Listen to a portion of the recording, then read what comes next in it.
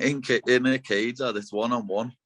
When we came out of that ground, like, there was groups of 30 men running around in big packs, and just like, some of them had weapons, you know what I mean? Some of them had machetes and knives and bars and stuff like that, and bats, and you just had to try and get away from the ground. But people were getting pinned to the floor and getting watches, and I saw a few people get man bags took off them, where they'd run over and pull the man bag and then slice what was round them and just run away with the bag.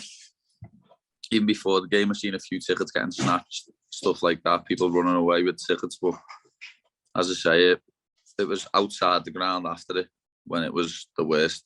Obviously, getting in was bad with the police tear gas and everyone, and the little sections we had to get through towards the ground was ridiculous.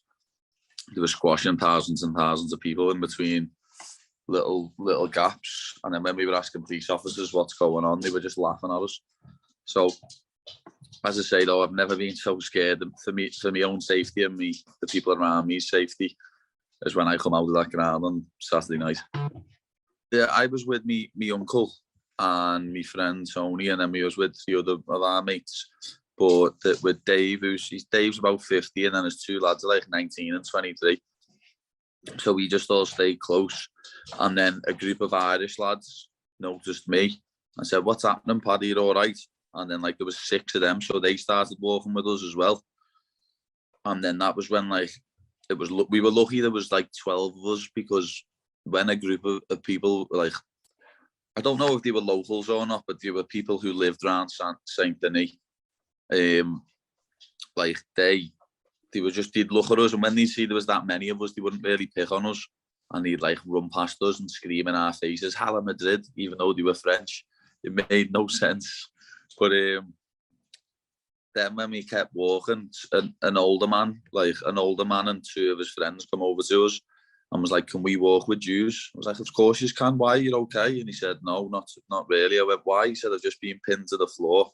I had a dog set on me and had me watch, and me bag took off me and me pockets emptied." Like at one point, there's a bridge. You walk upstairs, and then there's a bridge with no stairs, and then you walk back down the stairs. As you walked across that, there was people if you were on the outside of the bridge, there was people grabbing your arm from under the bridge and pulling you under, and then beating you up and emptying your pockets and stuff. It was seeing people with machetes just running around. Like, I've been saying this for the last few days, the only thing I can compare this to is something like The Purge. Seen the movie The Purge, where you can do what you want for 12 hours. That's what it was like. That's what I feel it was like, The Purge. There was no laws for 12 hours. You could do what you wanted. I didn't see many, to be honest. No, the first time I seen police was by the Liverpool coaches, which was like a 20-minute walk. And it was crazy because there was a group of about 50 men stood outside of a Liverpool coach, and the Liverpool coach was trying to leave, and the men wouldn't let it leave. So there's fans going to the front of the coach trying to get them away from the coach, and he wouldn't leave. Like, the coach door was smashed, the window on it, and the men were just in the way. So if they drove, they would have ran them over. So obviously they didn't want to do that. So the men were just stood in front. I think they wanted people to get off so they could beat them up and mug them. And then that's what I mean. Police came, and this was happening on the pavement. And instead of the police walking down the pavement and stopping it all, they walked along the road and walked straight past it. I don't understand how someone could get 40,000 tickets made within 3 weeks. But, like, who's making these fake tickets? Someone just going, tickets. You know what I mean? It doesn't work like that. You've got to print them. You've got to get them done. You've then got to sell them. Just putting something on social media, you're not going to sell 40,000 tickets. You know what I mean? You'd have to have a proper website set up and all that, and it's illegal. You can't do that. It's just, as I say, that's illegal, and you get arrested for it. But what politicians do every day is illegal. They lie, they cheat, and they rob the public. But it's okay. Lies. It's complete and utter lies, and he should resign from his job because he's disgusting and despicable. Like, it's an easy scapegoat to use the Liverpool fans. But as the steward, when I walked in with my ticket, I'd got off Liverpool Football Club. The steward tried to tell me, my ticket was fake.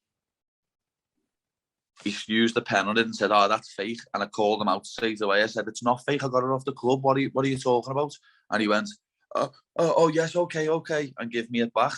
So I think they must have done that to several other people who've like been scared and they've took the ticket and then they would have sold it on to someone else. Took tickets off people saying that they were false tickets when they wasn't. Like I think it happened to Andy Robertson's friend. Know what I mean? Like I've never heard nothing like it. He kept it like Andrew Robertson. They kept his friend's ticket. His friend didn't get in. Like as you said about the Metro. At the Metro, a man I know, one of my friends from around the corner, Mogsy, he was in the train station and a man come over and like got in. He was with his 14-year-old son, by the way. A man come over and got in his face and he was like, "Well, what are you doing, mate? Get up," and pushed him away from him. And then he said, he tried to slap me. And he said, I got out the way of it. But then he said, as it got to here, he noticed it wasn't a slap. He had a razor blade in his hand. And missed his face by about that much. I'd never go back to that stadium ever again. I've said I'll never go to Paris with the missus. They say it's a romantic place, but after that, I'll never take her there. If it did, I'd stay in the centre and I'd stay for like 1-2 nights tops, see the Eiffel Tower, see the Louvre, and that's it.